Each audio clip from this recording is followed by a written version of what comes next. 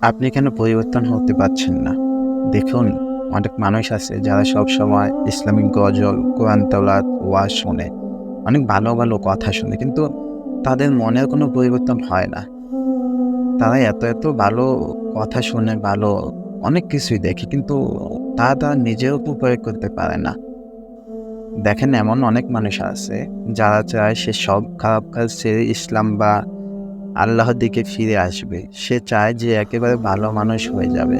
কিন্তু সে হতে পারে না। কারণ সে এমন পাপ করে ফেলেছে ইতিমধ্যে, যে পাপ তার কলব বা মনকে অনেক শক্ত বা কঠিন করে দিয়েছে।